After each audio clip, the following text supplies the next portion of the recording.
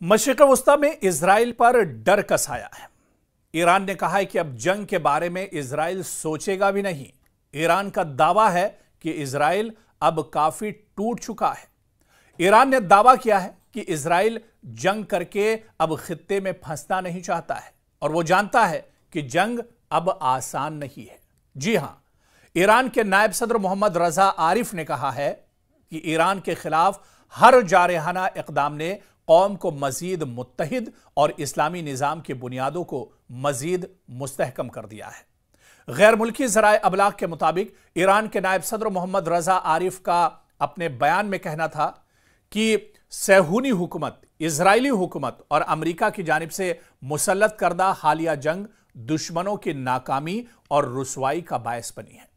नायब सदर ने कहा कि ईरान ने 1979 के इस्लामी इनकलाब से लेकर आज तक दुश्मनों की साजिशों का सामना करता रहा है, मगर हर हमले ने ईरानी कौम को मजीद मुत्तहिद किया है, यूनाइट किया है। रिपोर्ट्स के मुताबिक मोहम्मद रजा आरिफ ने इंकशाफ किया है कि अक़वाम मुत्तहिदा के सेक्रेटरी जनरल एंटोनियो गुतरेस ने भी तस्लीम किया है कि 12 रोजा ईरान इजराइल तसादुम ने ईरान की हुकूमत को गिराने की तमाम कोशिशों का बाब बंद कर दिया है। उन्होंने वाज़ेह किया है कि हम जंग के ख्वाहा नहीं, मगर अगर दुश्मन हमला करे तो ऐसा जवाब दिया जाएगा जिससे उसे ही जंगबंदी के लिए गिड़गिड़ाना पड़ेगा। वाज़ेह है कि गुज़िश्ता रोज ईरान के वज़ीर ख़ारजा इराक़ची का कहना था कि इजराइल हमारी दिफाई सलाहियतों से मुतालिक एक ख़याली खतरा खड़ा कर रहा है। ईरान के वज़ीर ख़ारजा इराक़ची का कहना था कि इजरायली नेतन्याहू ने तेहरान के अज़ाइम के बारे में झूठ बोला कि वो अपने मिसाइलों की रेंज को अमेरिका तक बढ़ाना चाहता है ताकि अमेरिका को नए हमले के लिए वर्गलाया जाए।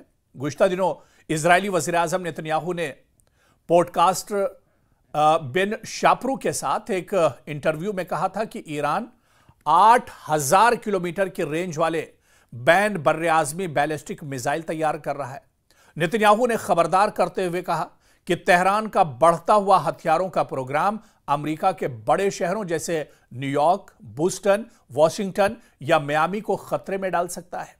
ईरानी वज़ीर ख़ारजा ने इजरायली वज़ीर आज़म के बयान के एक्स पर जवाब देते हुए कहा कि पहले भी इजराइल ने अमेरिका को ईरानी अवाम पर हमला करने के लिए धोखा दिया था। इस कार्रवाई की नाकामी के बाद इजराइल अब हमारी दिफाई सलाहियतों से एक बार फिर ख्याली खतरा बनाने की कोशिश कर रहा है। दरअसल यह बात पिछले दिनों इजरायली वज़ीर आज़म बिन्यामिन नेतन्याहू ने कही थी और उन्होंने बाकायदा अपने बयान में कहा था कि ईरान अब एक बड़ी तैयारी कर रहा है, बड़ी जंग की तैयारी कर रहा है और सिर्फ ईरान के निशाने पर मशरिक़ वस्ता या सिर्फ इजराइल नहीं बल्कि ईरान के निशाने पर अमेरिका भी है।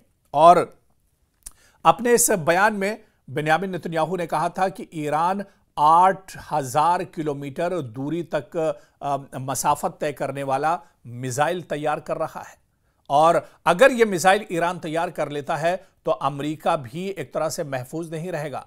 अमेरिका के जो बड़े शहर, चाहे न्यूयॉर्क की बात करें या दूसरे और जो शहर हैं, वो महफूज नहीं रहेंगे और वो ईरान के निशाने पर रहेंगे। और यह बड़ा खतरा एक तरह से बिन्यामिन नेतन्याहू दुनिया के सामने ईरान की शक्ल में लेकर आए थे और उन्होंने ये कहा था कि ईरान आने वाले दिनों में पूरी दुनिया के लिए और खासतौर से अमेरिका के लिए एक बड़ा खतरा बन सकता है। जिस तरह से ईरान अपनी सलाहियतों को बढ़ा रहा है, जिस तरह से ईरान अपने असले और हथियारों को धार दे रहा है, ऐसे में यह एक बड़ा खतरा पूरी दुनिया के लिए और अमेरिका के लिए होगा। यह दरअसल वार्निंग थी, यह दरअसल चेतावनी थी, लेकिन ईरान ने कहा कि बिन्यामिन नेतन्याहू दरअसल झूठ बोल रहे हैं। बिन्यामिन नेतन्याहू दरअसल अमेरिका को वर्गला रहे हैं। बिन्यामिन नेतन्याहू दरअसल इस बयान के जरिए से डोनाल्ड ट्रंप को गुस्सा दिला रहे हैं ताकि वो आनन फानन में ईरान पर कोई बड़ा हमला कर सके। तो कुल मिलाकर यह कहा जा सकता है कि मशरिक़ वस्ता में इजराइल पर एक तरह से डर और खौफ का साया है। इजराइल काफी डरा हुआ है। पिछले 2 सालों में मशरिक़ वस्ता के जिस तरह के हालात रहे, पिछले 2 सालों में मशरिक़ वस्ता में जिस तरह से कशीदगी रही, तनाव रहा, जंग जैसे हालात रहे और इस खित्ते में कई मुल्कों से, दरअसल सिर्फ गजा नहीं बल्कि कई मुल्कों से इजराइल की झड़पें होती रही। इजराइल ने बाकायदा जंग लड़ी और ऐसे में इजराइल को काफ़ी ज़्यादा नुकसान उठाना पड़ा है और इसी वजह से ईरान ने कहा है कि अब जंग के बारे में इजराइल सोचेगा भी नहीं। ईरान का दावा है कि इजराइल अब काफ़ी टूट चुका है, इजराइल का माजी में काफ़ी नुकसान हो चुका है, इजराइल के सैनिक थके हुए हैं, इजराइल में लोग अब एक तरह से इससे ऊब चुके हैं, वहां की आवाम परेशान है। इसी वजह से अब ईरान जंग के बारे में सोच भी नहीं सकता है, इजराइल जो है वो जंग के बारे में सोच भी नहीं सकता है। बाकायदा ईरान ने दावा किया है कि इजराइल जंग करके अब खित्ते में मजीद अपने आप को फंसाना नहीं चाहेगा।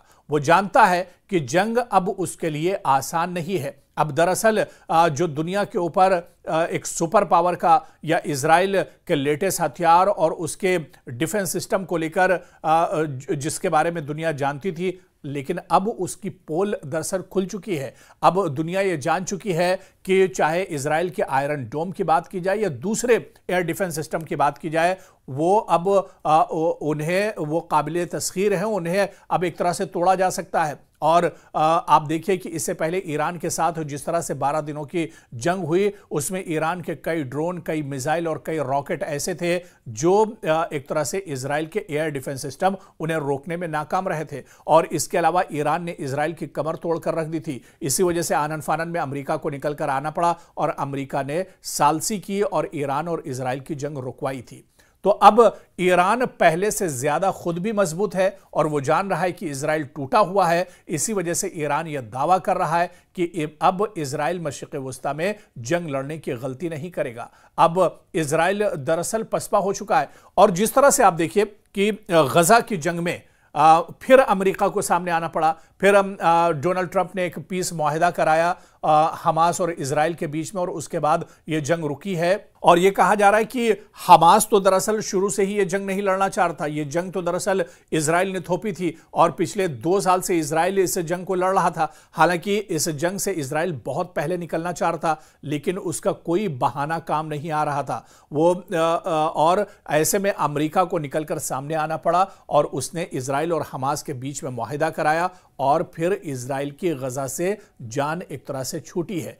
ऐसे में अब ईरान यह दावा कर रहा है कि इजराइल मशरिक़ वस्ता में बहुत टूट चुका है। अब वो जिस हालत में है, क्योंकि आप देखिए कि बिन्यामिन नेतन्याहू भी बहुत सी मुश्किलात का सामना है। बिन्यामिन नेतन्याहू जब तक जंग में रहे तब तक एक तरह से उनकी सरकार बची रही, उनका इख्तिदार बचा रहा, लेकिन अब ये माहिरीन मानते हैं कि जंग खत्म होगी, नेतन्याहू की सरकार भी अब इजराइल में गिरेगी। नेतन्याहू भी, क्योंकि अब नेतन्याहू की सरकार में जो उसके कई इत्तेहादी हैं काफ़ी नाराज़ हैं और अगर वो अपना सपोर्ट वापस लेते हैं तो इजराइल में बिन्यामिन नेतन्याहू की सरकार गिर सकती है और अगर सरकार गिरती है तो बिन्यामिन नेतन्याहू को इस उम्र के आखिरी पड़ाव में जेल की चक्की काटनी पड़ सकती है, जेल की चक्की पीसनी पड़ सकती है, क्योंकि बिन्यामिन नेतन्याहू के ऊपर कई मुकदमे चल रहे हैं और ये मुकदमे सभी काफ़ी संगीन नौयत के हैं। ऐसे में बिन्यामिन नेतन्याहू की जान एक तरह से फंसी हुई है और वो काफ़ी मुश्किलात का सामना कर रहे हैं।